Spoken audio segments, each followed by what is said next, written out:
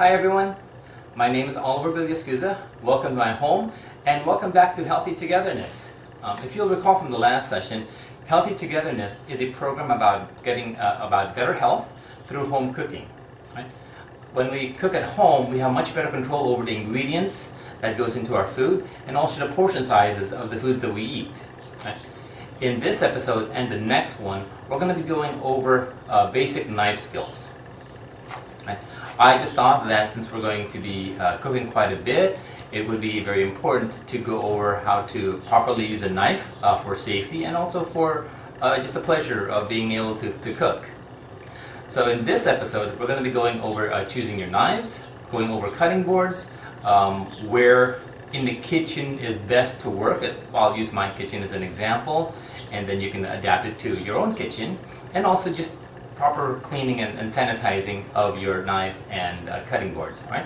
In the next session or next episode, we're going to be going over actual knife cuts and how to properly use a knife. Right? All right, so let's go ahead and get started.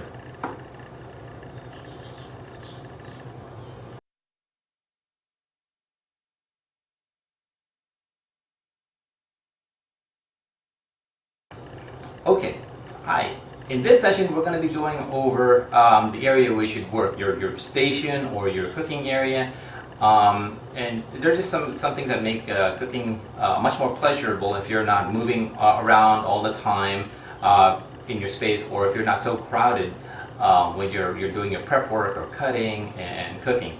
So I'm going to give you a little bit of a tour over my kitchen, and then just kind of adapt the ideas that I'm going over into your kitchen. Okay? All right, let's go. Hi everyone. Okay, welcome to my kitchen. Right. We're going to be having a little tour of the kitchen again, just to show you how in my kitchen I can work very efficiently, and then just adapt the ideas to your own kitchen. Right, I love this kitchen. It's very spacious for me. But when I do my cooking and prep work, I prefer to cook in this area because I kind of have a nice flow. So for example, I'm going to be doing my cutting here, right on the cutting board, and as I'm cooking any kind of pieces and bits and pieces that I don't need anymore, I can go ahead and discard right in the sink. Right? All the pieces that I have cut up and getting ready for cooking, I can put in small containers there, alright, and then go ahead and cook. It's just easy to go to my stove. When I'm finished cooking, I have this little area here for plating. Okay. Now I want to go over this little sink area right here just for a moment, because this is where I put my knives if I'm not washing my knives right away. I prefer to wash my knives right after I'm done with them, and then dry them and then store them in the knife block. But there are some occasions where I'm just busy and I don't want to take the time to do that, so I will store them this right here, alright, because it's out of the way. It's perfectly visible from people, for people to see the knives, and they become instantly aware that there's a knife there. Stay away from it. Be very careful. Do not ever put knives directly in the sink, because people who are not aware that there's a knife in there may just reach in trying to grab something or trying to wash dishes, and then they're not aware that there's a knife, and an accident can happen. Okay, so never put knives directly into the sink. Find a place in your sink area where you can put a knife that's out of the way and perfectly visible. Right? Okay, now this is the second most ideal place for me to cook, to do my prep work, but unfortunately, because of the camera angle, this is also the best place to do our videos. So most of my actually all of my cooking will be doing for the videos will be done here. But again, this is the second best place for me to do any kind of prep work, because it's very open. Right? Anyone can just reach in and accidentally just reach over and cut themselves because the knife is right there. right? This is also where people just have a tendency to put things down as when they come in, and it can be, you know, I don't want to have to move their stuff, or stop my cooking to move their stuff, or I don't have to want to move myself, especially when I'm carrying a knife. Shh, guys, quiet. Look, Scout, no. Okay. Okay. Another reason why I don't like working in this area is because of that. There's fresh fruits right there. It's ready to eat stuff. And if I'm going to be cutting anything like raw meats, like raw chicken, raw steak, pork, fish, right? I want to stay away from fresh foods just to avoid any kind of cross-contamination. Right? So again, ideally, it's where I showed you the first time. That's where I'm going to be cooking or cutting raw meat, because there is nothing in the area that is fresh food or ready-to-eat foods. All right, and then so here, after I do my cut up work, prep work, containers are right there for me to store them, and then it's next to the kitchen, next to the stove, right? And there you have it. I hope you enjoyed the tour of my kitchen, and we'll just continue to the next session. Oh, the entire point of my showing you this kitchen is to share with you that look for an area in your kitchen where it's best for you to cook, right? I like this area because I can just go from cutting to prepping, cooking,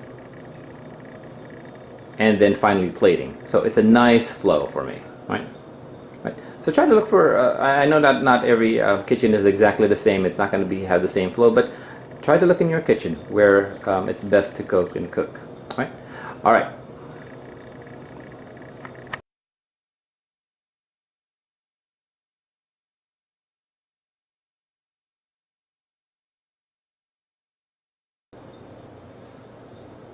Hi everyone. Okay, let's talk about cutting boards in this session. Right? Cutting boards are a very important tool in the kitchen because they protect the surface that you're cutting on from getting damaged, and also they protect the knife that you're using from getting damaged.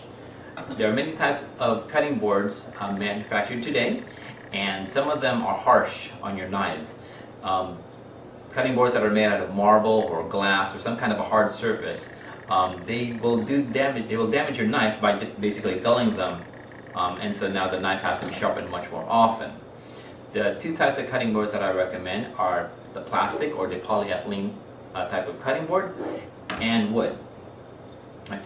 I recommend that you have two types of cutting boards in your home. One is definitely the polyethylene one, and the second one can be another polyethylene plastic cutting board or wood. The polyethylene is really, I consider, a must, just because they can be put into the dishwasher easily and be sanitized well. So when you're cutting meats, raw meats, that's what I recommend you use for your plastic cutting board for. Right? When you're cutting raw meats like beef, pork, chicken, fish, they have a tendency to carry bacteria, and so when you're cutting them, the bacteria can transfer onto the cutting board. Right? And plastic cutting boards can be cleaned much more easily and thoroughly than the wood cutting board, just because they can be put in the dishwasher. Right? So let's talk about the plastic polyethylene one. This is great because they're inexpensive. Just for that alone, it's a great choice to have. But the second reason is because they can be put in a dishwasher. They can be washed over the sink with a soap and water, like anything else, and then dried off and put away. But for a really thorough cleaning, they can be put into the dishwasher, right? And that will sanitize the cutting board really well. So for raw meats, the beef, chicken, anything that's raw, any kind of raw meat, recommend definitely having a plastic cutting board. Right? So that's one. Now let's talk about the wood cutting boards. Right? Wood cutting boards, they're beautiful to look at, great for presentation. I take mine out usually when we have guests over, and you know, I want to make a nice presentation, nice impact when I'm preparing foods. This particular cutting board, it's very beautiful. It's been it was a present for my wife, and something I really appreciate. I love it. The wood cutting boards, they're great for presentation, but they have to be washed with soap and water over the sink. They cannot be thrown into the dishwasher because the dishwasher will just cause the wood to warp and split. Right? So when you're washing these over the sink, soap and water, dry them off. And some manufacturers will recommend that mineral oil be spread on top to keep it moist, to keep the board from drying out. So just take some mineral oil, pour it on top. I rub mine with the surface with my hand, and then wipe off any excess. Please do not use vegetable oil or olive oil on the wood cutting boards, because when those oils become rancid, it'll give your cutting board an off scent and off flavor, which will transfer onto your food. So get the mineral oil from wherever it is that the cutting board was purchased. Let's see. As far as the wood cutting board is concerned, or the second cutting board again can be either the plastic polyethylene style or wood, right? And that's what I could use for the fresh vegetables cutting. The size of the cutting board, try to get as large as you possibly can manage in your kitchen, and of course can afford. What's nice about having a big cutting board is that as you're cutting something, right, you can just go ahead and push whatever it is that you cut onto a corner, right, and still have plenty of workspace to cut, right? So what's nice about this cutting board is that I can do that several times. Cut something, put it in a corner, cut something else, put it in the corner, all the way to the edge, and that still leaves me with plenty of space to work on. Right. And the same thing with if you choose to get a smaller cutting board, not a very big deal. Just go ahead and chop up whatever it is that you're cutting, and then move them to a different container so that you have plenty of space to work. And let's see, wouldn't recommend getting too small of a cutting board though, just because some vegetables and some meats are so big that if your cutting board is too small, they'll just drape over the cutting board and get onto your cutting surface. Which is, if you're cutting something like a chicken or beef, you don't want the meat to drape over your cutting board, because that'll get onto your work surface and it'll cause some cross-contamination. Right? So try to get a reasonably good size cutting board. Okay, next, safety. Cutting boards, some have got a tendency to move around as you're cutting, which creates a safety hazard. Right? This will kind of move around. To get around that, take a towel, wet it really well, and just squeeze out the excess water. The towel does not have to be wet, it just has to be damp. Okay. Put your cutting board on top, and now it doesn't move around. Nice. And now you can go ahead and cut safely. And let's see, is there anything else? No, that's pretty much it. So, just to summarize, I recommend getting 2 cutting boards for your kitchen. One definitely is going to be for the cutting raw meats, and that is going to be the plastic polyethylene style of cutting board. The second cutting board, feel free to choose whether it is going to be another polyethylene cutting board or wood. Right, and that's going to be what you're going to be using for your vegetables, your fresh vegetables. All right, and again, that's to avoid any kind of cross-contamination between the two types of food. Definitely don't want to be cutting raw meat on one cutting board, and because you don't have a second cutting board, now you're going to be cutting fresh vegetables on it, and now that vegetables have now been contaminated with the juices from the raw meat. So want to avoid cross-contamination by just having two cutting boards. And again, the plastic cutting boards are not very expensive anyway. So I recommend getting two cutting boards. Wash the plastic cutting boards in the dishwasher. Wash the wooden cutting boards by hand, and if your manufacturer recommends, after you wash it with soap and water and dry it off, put some mineral oil on top of the wood cutting board, and then just go ahead and store it. Let's see, and then use your damp towel to prevent the under the cutting board to prevent the cutting board from moving around. All right, that's it for cutting boards. We'll see you in the next section.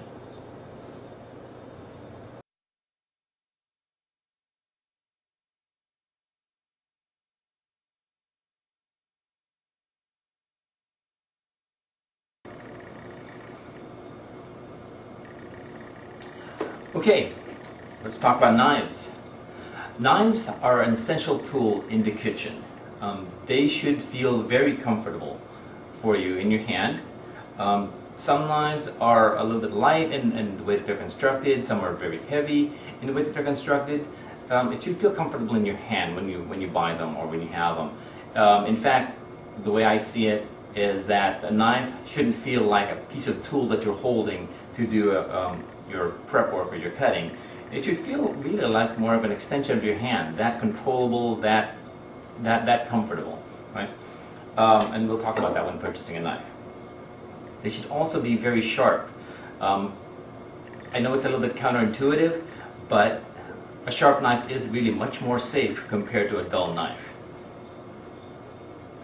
They should be taken care of and treated with a lot of respect. What do I mean by taking care of them and treat them with respect? Well, caring for them, most knives are easy to care for. Just follow the manufacturer's instructions, and if you have a stainless steel, which most knife blades are made out of today, they're easy to take care of. Just go ahead and wash, soap and water, and put it away. But there are some other knives that are made out of carbon steel. They take a little bit more care. The way that I could compare it is like if you have a cast iron pan. Cast iron pans you can't wash with soap and water because it'll remove any of the seasoning that's on top. It takes a little bit more care for you to wash those and use them. But they're fantastic. They are fantastic pans. Well, carbon steel knives are also the same way, where they're fantastic knives, but they take a little bit more care. But you know, if you have a carbon steel knife, I'm sure you're already aware of this, and also just go ahead and follow the instructions that the manufacturer suggests. Outside of that, though, what's not being told in the manufacturer's instructions as far as caring for your knives is use the knives as for what they're intended to. That makes sense? Use the knives for the purpose that they're intended for. For example, I've seen people take those frozen hamburger patties. They're like 10 hamburger patties that are like stuck together, and sometimes they're hard to pry off. So the knives will be used as a wedge, and to take to separate the patties, it doesn't work. They're really stuck together, so they take a piece of metal or something heavy and just bang, bang, bang. That destroys the spine of your knife. Not to mention the blade. Oh, another thing that I've seen people do is take one of those logs of 1 pound ground beef. They're not separated, they're 1 pound ground beef, and they only need half a pound. They do the same thing. They use the knife to try and break it. Well, you're not going to be able to push this knife down through that frozen ground beef. So they'll take up something heavy, whack, whack, whack. The spine of the knife is damaged, and also the blade of the knife is dull. Another thing is, if you're going to be storing the knives, or when you are going to be storing the knives, put them in a block, like a knife block, instead of storing them in a drawer. One, it's much more safe for anyone who does not know that there's a knife in there and just start reaching for utensils. But it's also better for the knife because all of the other utensils that's in that drawer can easily dull the blade of your knife. Right? So store them properly. Take good care of your knives. Treating the knives with respect. As I said earlier, knives should always be sharp. With that, please understand that these knives are sharp and they will cut you. So don't store them or put them in the sink when you're no longer using them, because someone who's unaware that there's a knife in that sink may accidentally cut themselves. Similarly, putting the knives in the drawer is not a good idea just because safety reasons. Anyone who's unaware that there's a knife inside the drawer, excuse me, someone who's unaware that there's a knife in the drawer can easily cut themselves. Again, the other utensils can dull the knife. When you need to step away from your workstation, put the knife at the top of your cutting board where anyone can see it. Don't cover it with a towel. Don't cover it with any kind of vegetable. Make sure that anyone who's around the area can see, hey, there's a knife there. Let's stay away. One more thing, knives. They should never be put at the edge of a counter like this, but it happens. And if it drops, please do not make any kind of attempt to catch it. Let it drop and get out of its way, so that, in case the knife bounces, you're not in its way. So these knives are sharp. Trying to catch them, it's going to be a very serious cut. Right? So if it falls off the counter, just get out of its way, let it drop, pick it up later. Knives can always be replaced. Okay. Now let's talk about purchasing knives. Knives can come in a set like this, block like this, a very nice set with all types of knives, or they can also be purchased individually. If you're going to purchase them individually, there's basically 3 types of knives that I would consider essential in the kitchen. You have your chopping knife. 90%, a high percentage of your cutting is going to be done with a chopping knife. This one is a chef's knife. This is a santoku. And there are many other chopping knives out there, but these 2 are very popular. Chef's knife has got a nice curved blade, right? And they're designed so that when you're using them, you rock. Just like that, so that whatever it is that you're cutting, you're just going. Okay. Santokus have a flat edge at the bottom. They're not really designed for rocking. Right? What you do with the santoku is you go up and down, actually up in kind of a circular motion when you're cutting. Not really that much of a circle, but I'm just kind of over-exaggerating how you use it. But knives, they're not really designed to be up and down, but a slight push or forward. Right? So, those are your 2 essential chopping knives. Choose whichever one's comfortable for you. Next essential chopping knife, or next essential knife, is a utility knife. Very, very useful in areas where a big knife like this, where the blade is much too large to use safely or to be useful. This is going to be great for when we debone or when we butcher a chicken, for example. Right? The big knife, there are just some areas of the chicken, like removing the wishbone, where it's a little bit awkward. So this is much more comfortable. It's a smaller version of your chopping knife. Next knife that's essential is a paring knife. Paring knife, just like it's like your chef's knife or your utility knife, but a smaller version. It's really designed for precision cutting, right? Garnishing, things like that. But when you're trying to work with something that's really precise and it's too awkward to use something this big, paring knife is beautiful. Again, you're going to be using these 2 knives not as often as your chopping knife, but it's good to have. And not exactly a knife, but I want to mention it because I don't have any other place to go ahead and mention it in the videos. But paring knife. I'm sorry, a peeler. The peeler is just used for peeling potatoes, cucumbers, zucchinis, whatever. They remove just a little bit of the skin, and they don't take up. They don't remove a lot of the vegetables meat per se, right? Paring knife, you can do the same thing, but it takes a little bit more skill, and you have a chance of removing more of the meat than just the peel. One thing that I like about this one, it's really hard to find, but I like this because it has the cover, right? Put the cover on, then you can go ahead and throw it in the utensils drawer, and none of the other utensils that's in that drawer will dull the blade. So I like this quite a bit. Only found it once, and I just had to go ahead and grab it. All right. When you buy your knives, I would recommend that you go to a place where you have a chance to actually feel the knife.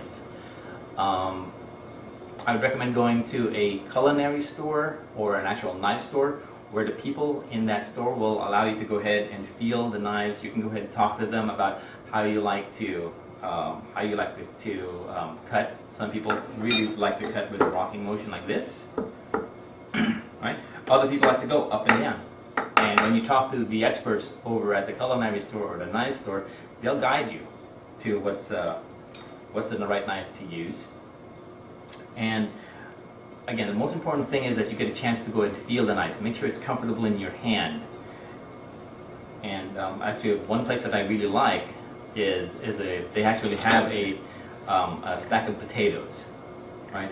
So that you can go ahead and try it out. You're actually slicing the potatoes right there on their counter, and you can feel it being very, very comfortable in your hand. I'm going to give you a little demonstration about why it's essential to actually feel it, feel the knife. So this knife set, I ordered online. Actually, I redeemed some rewards points from a card, and this is what I asked for. Right? I never got a chance to feel it because, again, it was ordered online. This is from a very good company, very high quality knife, but this is the chef's knife, and if you'll notice that the chef's knife blade is kind of short in comparison to something like this. So when I grip it, it's a comfortable grip, but when I put it down, my fingers actually touch the cutting board before the back of the blade actually hits the cutting board. So there's this little gap that I won't be able to use to cut. Right? Yes, I can go ahead and use the knife at the edge of the cutting board where my fingers clear it, but it's a little awkward. So that's an example of how taking the time to go ahead and hold the knife, feel the knife before you purchase it, and can be one, a money saver, but you get a feel for how comfortable it is for you. Right? Here's another knife that is very inexpensive, and I realized it's comfortable, but I realized that the what do you call it? The handle here is made out of plastic, and it's really starting to come apart on me. It's not a very good quality knife. So another thing that can be avoided if the knife is purchased from a culinary store or from a knife store, where you're actually having a conversation with an expert. Right? So that's that's my recommendation, is going out and going to a store where you can actually feel the knives, get comfortable with them, get a big selection of knives to choose from, and choose the knife that's right for you. Right? As I said earlier, knives can be purchased in blocks, or they can be purchased individually. If you buy a block like this, the essential knives are already there. They'll be part of it. You'll have your chef's knife. Which one is it? Here's your utility knife and your paring knife. But in addition to that, you also have a block, a nice block where you can the knives can be stored and be protected from the blade can be protected from harm. People are aware that you have a knife there instead of being kept in a drawer, so that's one thing that's really nice about a knife block. Right? If you're buying them individually, go ahead and take the time also to buy a knife block. Right? Alright, that's about it. And then the next thing we're going to talk about is how sharp knives should be. Right.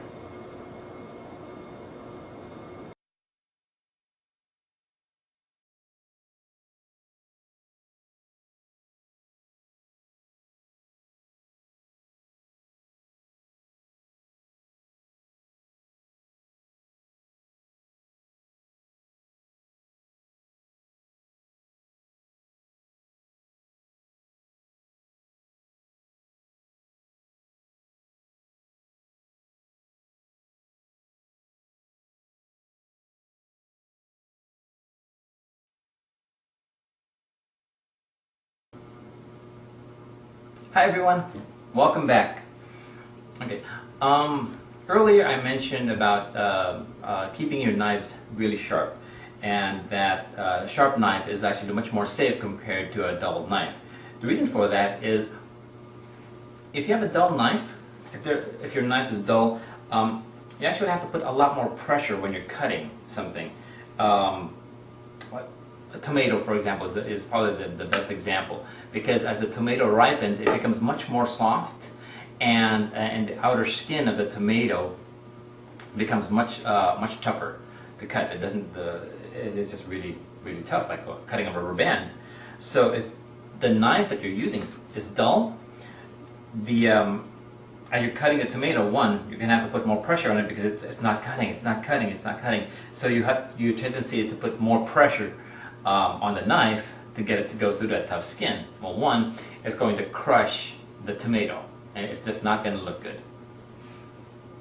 Two, if the knife doesn't bite through the skin, there's a tendency for that knife to slip, and your hand might just be in the way, and actually that's how accidents happen. Right? So, knife sharp is a good thing. So how do you know if a knife is sharp enough? It can't really look at it, can't really feel it. In fact, don't even try feeling for it. Best way to test if a knife is sharp is take a sheet of paper, right, and try to cut it. See how this knife does not bite through the paper? It just can't cut it. Right? I intentionally dulled this knife for demonstration. Right? So that's not a good knife. A knife is designed so that if you, as you're cutting, you would push a little bit of pressure down. Again, the weight of the knife is usually enough to go ahead and cut, but a little bit of pressure helps, and then slice. Right? So like this. Right? That's a sharp knife. Right? Another way that you can tell, this is a knife that's sharp enough, but it doesn't really push down. If I take the knife and I just push down instead of sliding, this one doesn't quite work. Right? It's not that sharp. I have this other knife though that is very sharp. It's all razor sharp, and all you do is just push straight down, and it'll cut. I'm not even sliding, I'm just going straight down. Again, knives are not really supposed to be used that way. They're supposed to be a little bit of pressure and then also a sliding motion. But for demonstration, that was really good. I like this knife quite a bit. Okay, so that's how the knives are. Over time, as you're using the knife, it's going to get dull. That's just normal wear and tear, right? So what happens is you're going to have to use what's called a honing steel. It's called a sharpening steel sometimes. It's not really going to sharpen the knife. Let me tell you the difference between honing and sharpening.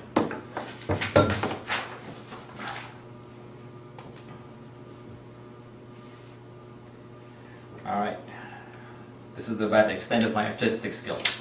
So imagine that this is the blade, right? If it's nice and sharp, it's pointed that way, right? And over time, this point has a tendency to either bend one way or another, so it's like this, and then it'll bend one way or another, but and it's not going to cut if it's bending this way and you're trying to cut up and down. So what the honing steel does is it realigns the point, so it points up, right? So the way that you would use the honing steel, put it down on the cutting board and go at about a 12 to 15 degree angle.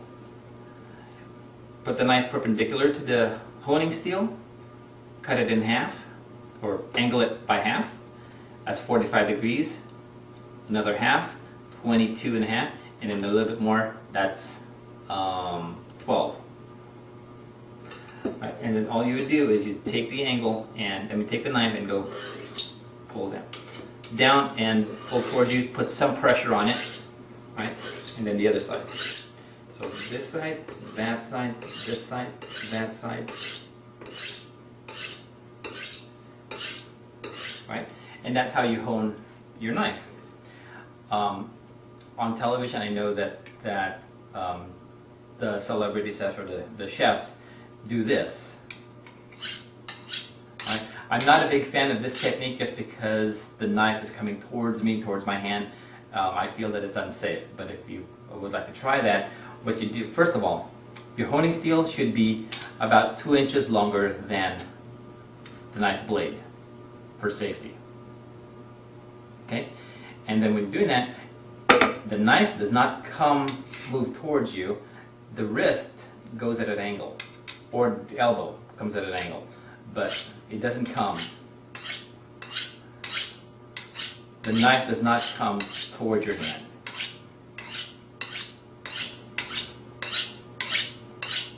Okay. I'm not a big fan of doing it that way. This is what I normally do. I just take the knife and I make sure that there's nobody around me, and I just, again, push the knife away from you. Or you can also take it this way, where the blade is close to your hand, and then sort of pull out. Again, not a big fan of doing this because, again, the blade is towards me. So, blade away from me. Right? So that's honing.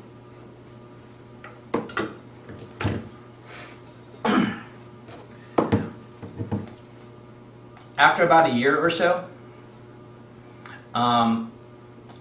the blade will stop being pointed. It'll actually be curved, just because normal wear and tear. This is right. So this is how the blade becomes after about a year or so, and no amount of honing will get that to be pointed anymore. Right. So at this time, the knife has to be sharpened. In other words, material has to be removed to make a new point. Okay. In order to do that, there are many different tools. One is a sharpening tool. Right? What's nice about this is it's really easy to use. You plug it in, right? And then you would start from a very coarse grind here, which will remove majority of your material, and then the other two are just designed to kind of fine-tune that point. So the way that you use this, plug it in, turn it on, and then as the machine is running, you would put your knife in, and then you drag it. It should take about a second per inch of the knife that you have. So this is like an 8-inch knife, should take about 8 seconds to go through. You know, instead of going, shoop, that doesn't work. Just take the time to let it go through, right? And then after this one, you would use the next one to give it to fine-tune that edge. About 5 to 10 times would usually do it, and then lastly, right? What's really nice about this device is that the angle is already predetermined for you, right? You don't have to guess, oh, is that 12 degrees, is that 45, is it 22, whatever. It's already predetermined for you. So just lay the knife down, and the machine keeps the angle perfectly each time, right? On both sides of the knife. So really easy to use. I like it very much.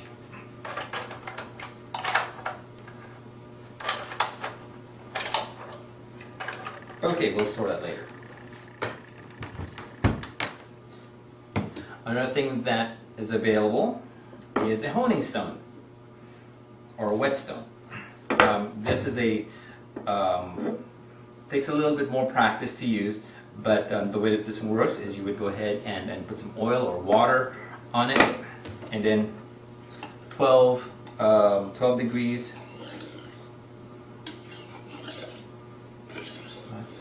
I like this one very much. This is part of a kit, right, where it has three grit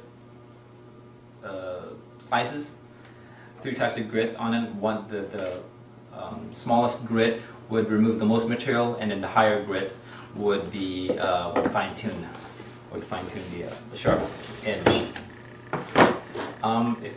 You don't always have to go and buy tools to sharpen, though. Since you're usually about once a year, you can also go to your culinary store or your knife store. That's one other reason why I prefer going to a culinary store or a knife store to buy knives, because they often offer a sharpening service. And some of them flat rate, like $5 per knife. Just go ahead and bring it in and give it to them. They'll go ahead and sharpen it right as you wait. Some places offer the service for about $1 per inch. So depending on how long the blade is, they'll charge you $1. So this is an 8-inch blade, $8. Right.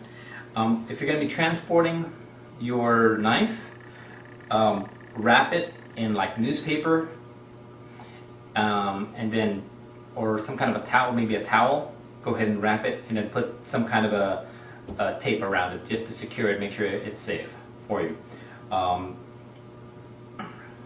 Newspaper also works. I like using newspaper. Just go ahead and wrap it in newspaper, and then put some duct tape around it, and take it with you. That's about it. There's also some. Hold on, I'll go back.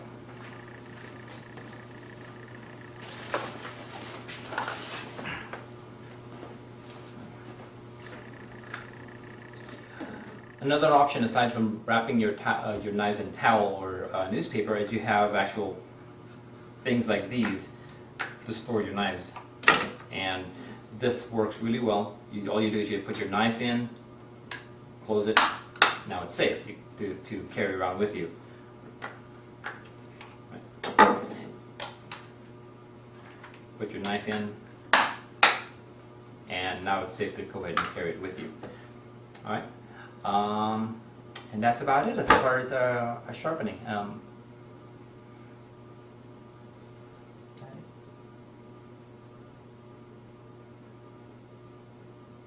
Oh.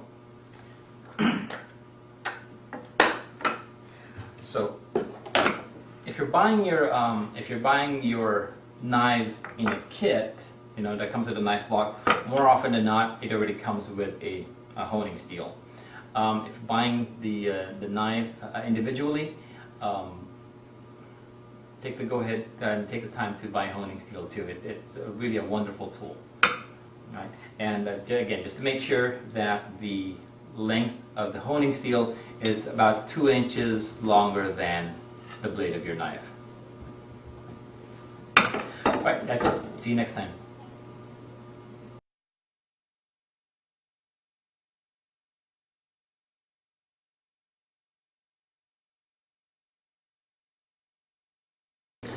Hi everyone.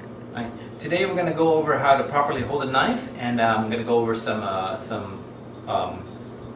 cutting methods. In the next video, we're actually going to go in detail about the different types of cuts that are used for cooking. But today, holding a knife.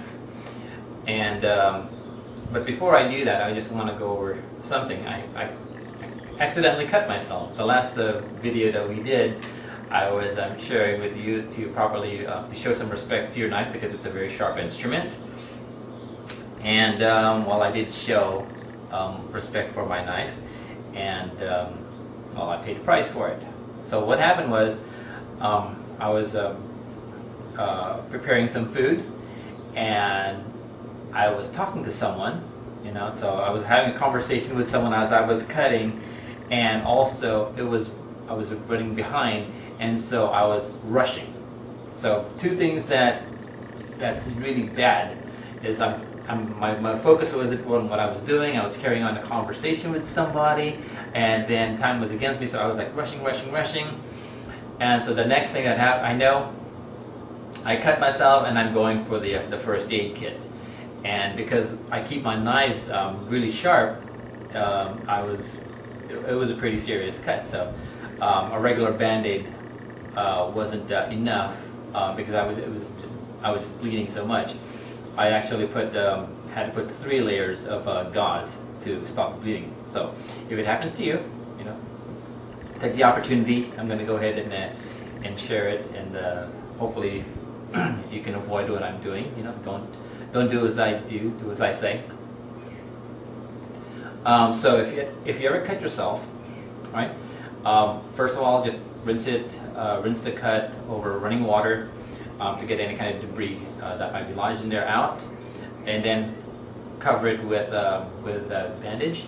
If you're bleeding so profusely that the bandage won't hold, if it's soaked in, just put another layer of gauze and tape over it. Make sure the tape is snug. It's not so tight that you're actually cutting the circulation out of your finger, but snug enough that it holds in place. If, like in my case, that layer of gauze gets soaked with blood because it was just kind of bleeding, don't take it off. Just take another gauze and wrap another layer of gauze on it, and that one kind of suppressed. In my case, it suppressed the blood enough, but it was still kind of getting soaked. So I just took a 3rd layer of gauze, put it on, and then after that, the bleeding actually stopped. I should have gone to urgent care, I believe, now in hindsight, for them to just take a good look at it.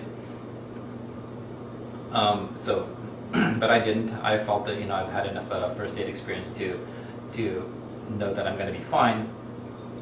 But if you feel like going to urgent care is great, please do so. So again, it was just a bad experience, and I wasn't really even sure if I wanted to share it on the video because I'm supposed to be an instructor. But I thought that it's actually a good experience because now I can share something with you, and so it's something that you shouldn't be doing, right?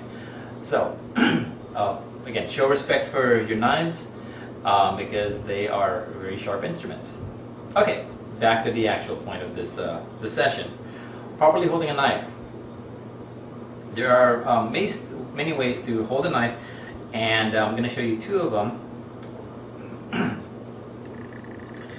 Actually, the entire point of holding a knife is so that as you're cutting a lot of food, you're prepping, for a big meal, usually like around the holidays or so, you're going to be using your knife quite a bit. You want to be able to hold the knife comfortably so that at the end of all your cutting, your wrist isn't hurting. Right? So one way is just to hold the knife right on the handle. Right? Very comfortable way to do it. Right? It is not. It does have a little bit of wiggle on the knife, and so it may slip if you don't hold the handle tightly enough. It can slip around. The most popular way to hold the knife is called a pinch grip, where you take your 2 fingers, your finger and your thumb, and hold it right at the bolster. The bolster is this area right here where the handle and the actual blade come together. The bolster is actually this piece of metal here. That's actually what's called the bolster, and that's what you hold it. Some knives actually don't have a bolster. It's just flat. But same thing. You hold it where the handle and the blade come together. Right? So take your 2 fingers, hold one, and you're pinching the knife. Your other 3 fingers just curl around the handle. That's it. That's your pinch grip. It's a very comfortable. It's a very comfortable way to hold a knife, and you can be cutting a lot of vegetables, like I said, during the holidays, and at the end of the day, your wrist isn't going to be hurting. About the one improper way to hold a chopping knife is to put your finger, your pointing finger, right on the back of the spine, right? And because that's going to, as you're pushing down on it, over time you're going to hurt your wrist. This is going to hurt quite a bit. So I actually do use this for something else, like for example, if I'm holding my my fillet knife, utility knife in this case, and I am, imagine this is a fish, right? And I'm trying to fillet a fish. I use this for accuracy. I'm just going to go, but I'm not really putting a lot of pressure cutting. I'm just trying to remove the meat of the fish from the body. It's pretty good. Okay, so anyway,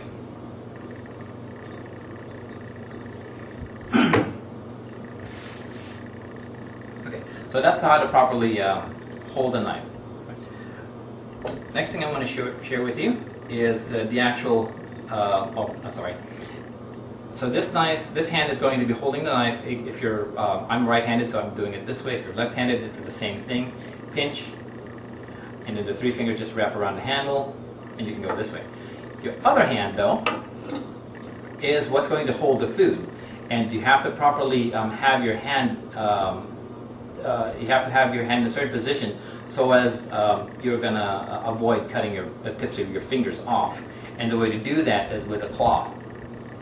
And it's like this. You take your hands and just make a claw. Not up not with the fingers pointing out, not with the fingers perfectly aligned with the knuckle. You want that finger, the tip of your finger, go inside, a really hard claw. So if you were like dressed up in a Halloween costume and you're trying to be a monster, it's like, argh. Okay, so it's like that. Or if you want to be pretend you're like a grizzly bear, you actually have a claw. So when you're, the reason for that is because you want these tips of your fingers to be tucked inside or behind the knuckle.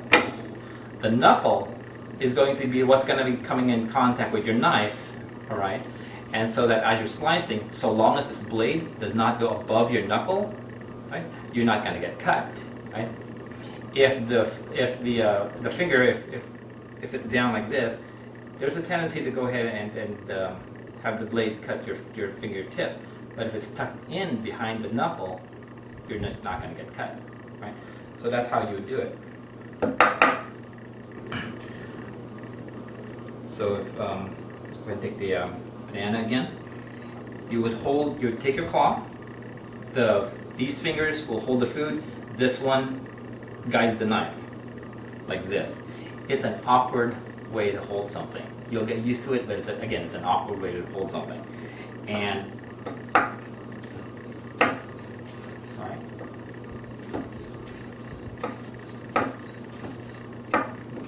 And that's it. It just takes time for you to get used to the way of holding that.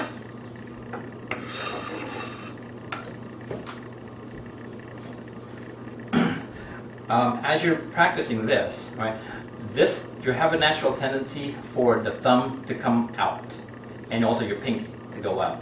So it does take time for you to become used to the way to properly hold this position. But practice, and again, just be aware that your thumb and your finger and your pinky have a tendency to actually just go forward. Just be aware of that. You'll get used to it over time. Okay, so what else? The way that your knife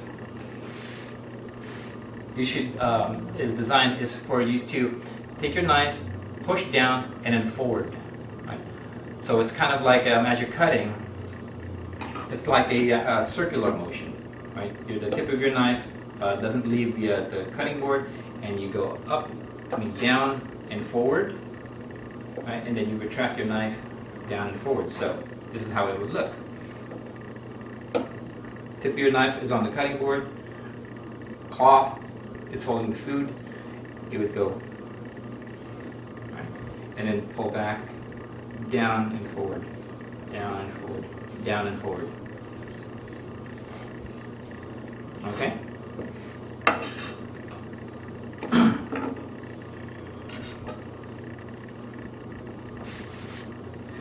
The Santoku knife, though, it isn't curved, right?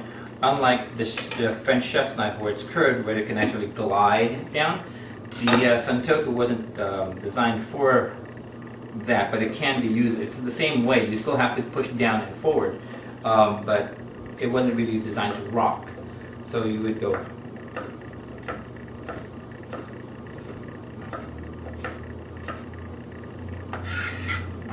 You lift the Santoku up a little bit. If you are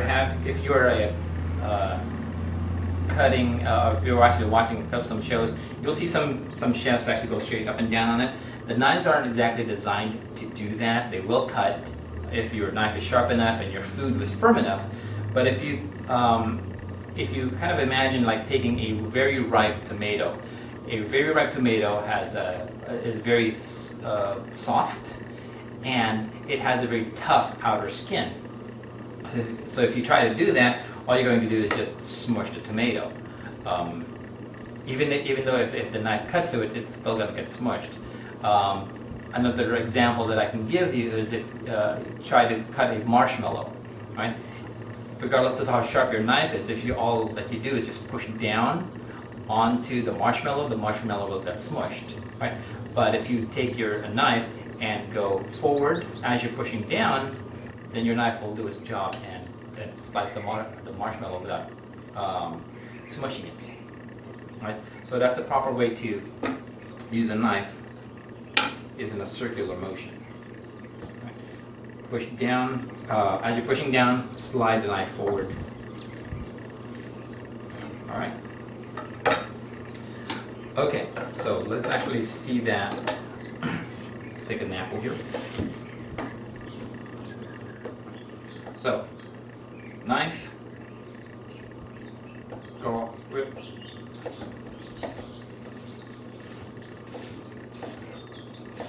Okay. Right. So now next is, how do we determine the thickness of what it is that we're cutting? And that depends on how this hand moves. So this hand actually controls the thickness.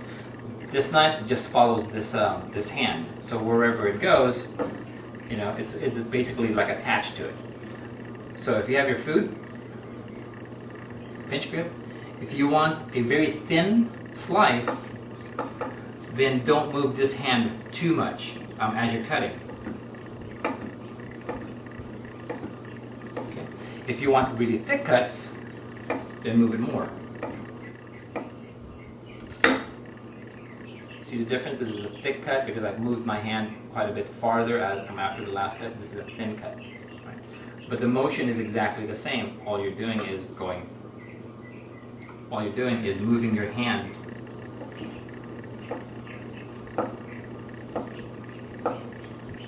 Okay.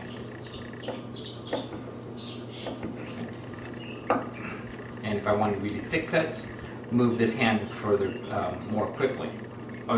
More.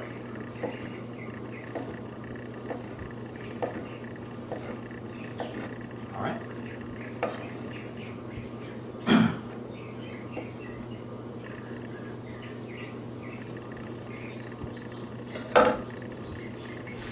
Okay. So next thing that I want to show you is actually that was it. What I wanted to share with you next is just practice. When you're practicing with your knife skills, I'm going to share with you an advice that was given to me by my typing instructor, and that the most important thing as you practice is your accuracy. Your speed doesn't make any difference at this point. When I was taking, I don't know if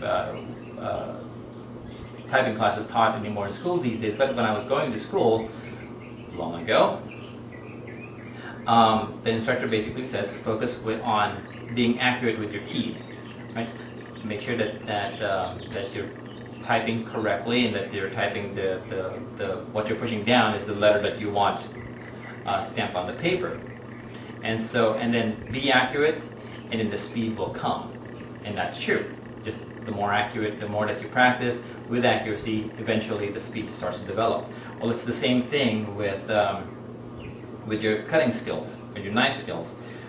It's more important for you to be accurate and be safe now. Just take it.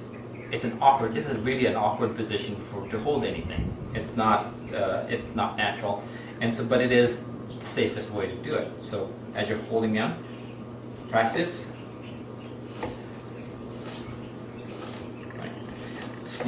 And as you're practicing, what you're focusing on is being accurate in how thick your food is, and also on keeping your fingers safe, right? And then over time, the speed will just come naturally, right? And let's see, that's it, right?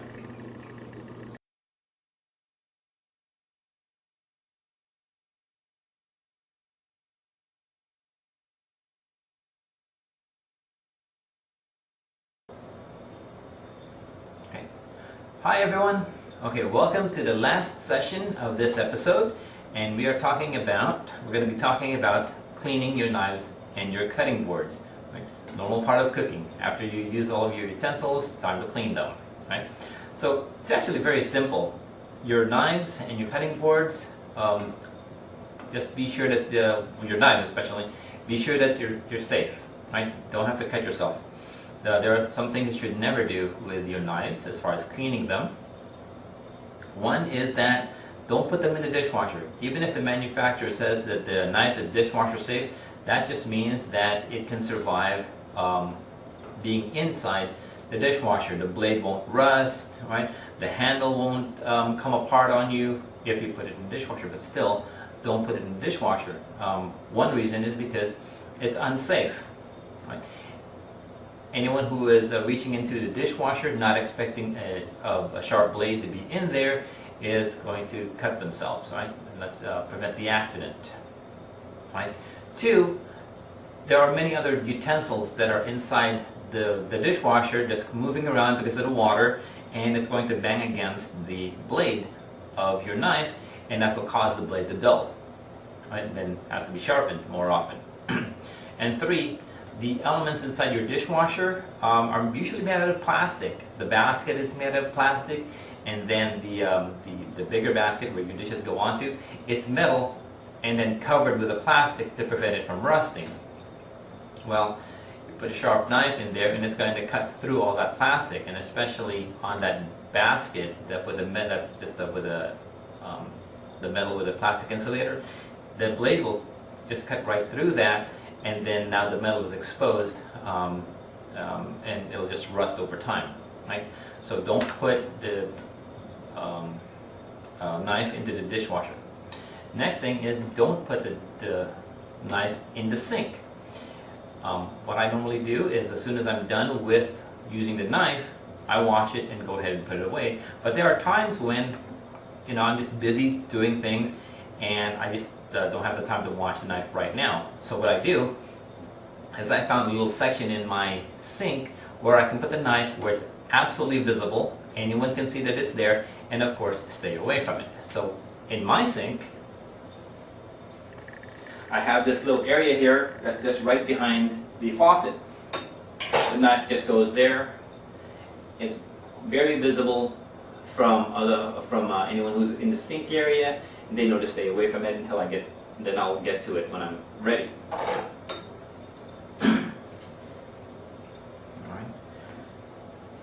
And let's see.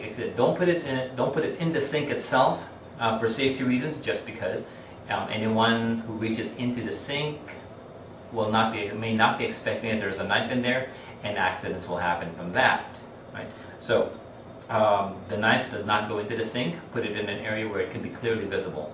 But ideally, wash the knife as soon as you're done using it, and then put it away. So how do you wash the knife? basic soap and water. Right? Take a sponge. Right? Oh, spine of the knife, that's the back. The blade of the knife, always stay away from the business end or the blade side of the knife when you're washing. Take your sponge. If your sponge is long enough, it can actually cover the entire blade, including the entire length of the blade, including it'll cover the entire knife, including the blade. And you just wipe it down like this. Okay, I should really use this one because it can definitely cover the entire blade. Okay, just wash it well. Get it to the handle. And if I was in my sink, I will go ahead and rinse this. After rinsing it, dry it off with a towel. Again, the towel is on the spine side of the knife, not the blade side. Wipe it down. And do not do this because the blade will just cut right through the towel and then possibly into your hand. So let's avoid that. So spine side, that. Dry the handle. And then just put it away into your knife block. Again, just to reiterate what we already said, don't put knives into a drawer, just loose in the drawer for safety reasons. People are not expecting that there's a knife in there, may cut themselves. And two, the other utensils inside that drawer will just cause the blade to dull just by banging on it. If your sponge is not wide enough to cover the entire blade, here's how you would wash it. Just take your sponge and push away from the blade. Just like that. Turn the blade over, and I usually just go ahead and flip the sponge onto the other hand so I'm pushing away. Right? As opposed to keeping the sponge in the same hand, now you're pulling, and then your hand can be nicked by the blade because it's on that side. So you can do that too, but I prefer to take the blade away from me and then just push the sponge away from the blade. Alright, then wash the handle.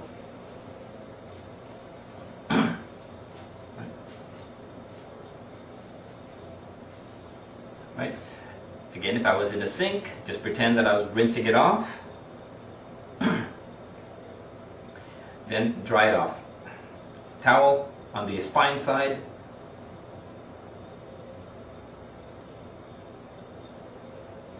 Dry it well. Handle too.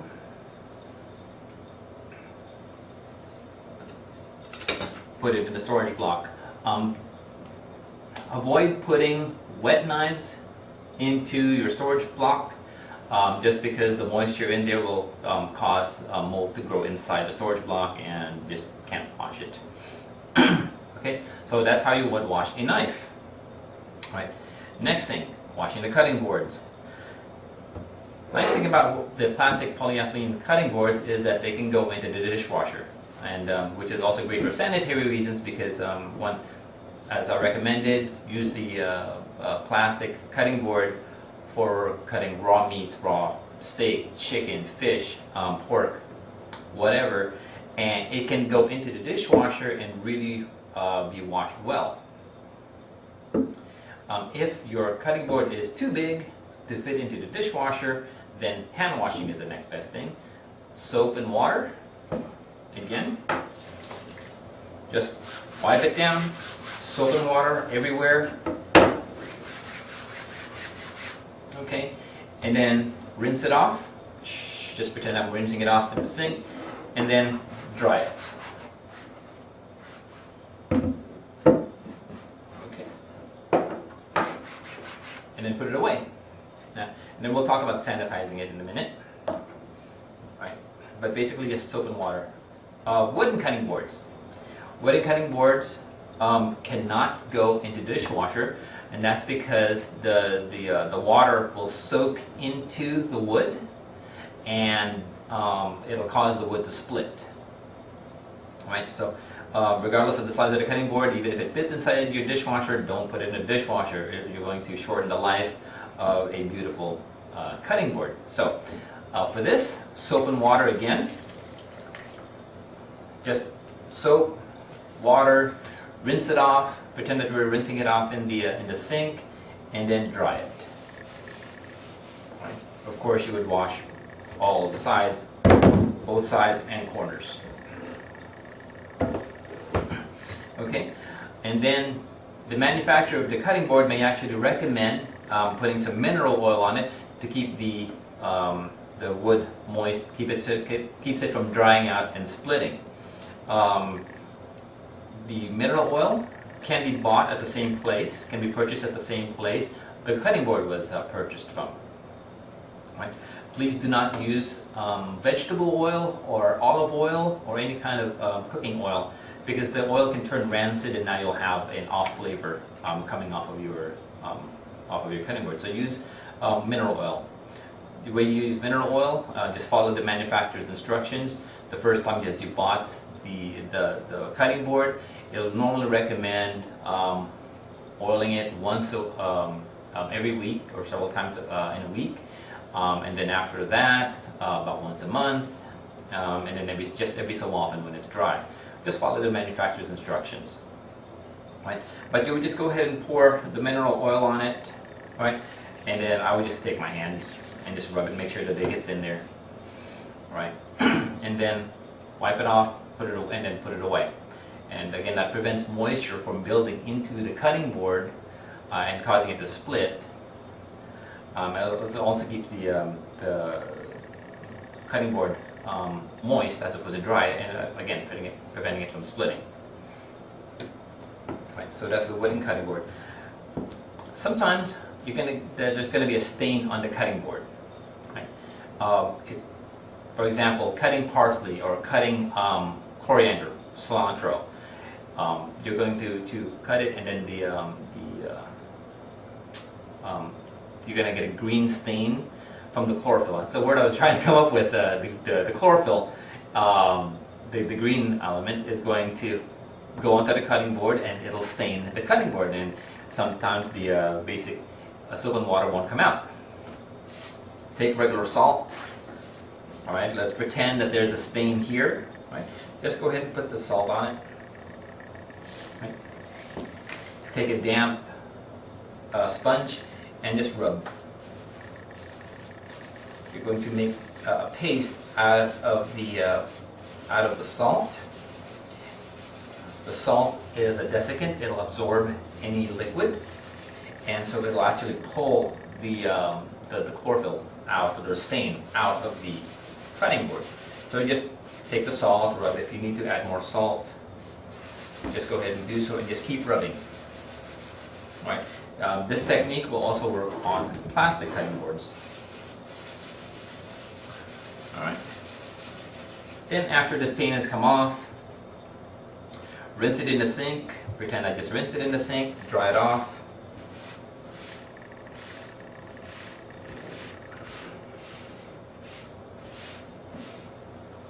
All right. Dry it off. Mineral oil, and then put the cutting board away. Right. Very simple. And again, that removing the stain from a cutting board also works on plastic cutting boards. Okay, last part, sanitizing your cutting board. Again, cutting boards, like the plastic ones, they can be used for, they should be used for the raw meats, and I feel comfortable just using soap and water to wash the cutting board without any cause of any fear of bacterial infection. But sometimes I feel that it's a little extra sanitizing is necessary, and so I would make a solution of 1 gallon of water and 1 tablespoon of chlorine bleach. Right? When you're using chlorine bleach, please make sure it's just pure chlorine bleach. No fragrances have been added to it. No other chemicals have been added to it. Because the bleach is for laundry, and sometimes other things are added to it to make your clothes smell nice, etc. We don't know what those other chemicals are going to do if it's on the food. So just use pure chlorine bleach, a solution of 1 gallon of water and 1 tablespoon of chlorine bleach, and you can do 2 things with it. Plastic cutting boards. You can put the cutting board in a big enough basin and soak it. It can be soaked overnight, and that'll sanitize the cutting board nicely, and no harm will come to the plastic cutting board. Okay. If you want to do something else, what you can do is wash the cutting board first, soap and water, and then after you've washed it and rinsed it, take a sponge of your bleach solution and wipe it down, and make sure it's actually wet. Right? Leave it for 5 minutes, right? And then soap and water, dry it off and put it away. Soap and water, rinse it, dry it, and then put it away. Right? And that'll take care of sanitizing your cutting board. Your wooden cutting boards cannot be soaked in the solution, right? Again, because moisture will get into the wood, and the wood will start to split. So no soaking the cutting board for overnight or a long period of time. Instead, what should be done is after the cutting board has been washed, soap and water, and then rinsed, that'll take off any kind of particulates off of the cutting board. All right. Take the solution again with a sponge, wipe it down, make sure that the cutting board is wet, not just damp. Make sure it's actually wet with the solution. Right? Do it on all sides of the cutting board, front, back, sides. Let the solution sit on the cutting board for about 5 minutes, and then wash it again. Soap, water, rinse it. Dry the cutting board. All right. And then if you want to, put some mineral oil on it, then store it. All right. And let's see, that's it. The next section, we're actually going to start cutting vegetables. And we'll show you how to properly hold a knife, which we already did, but we'll go over it again. And then we'll go over the different techniques of cutting different vegetables. All right? All right, we'll see you then. Bye.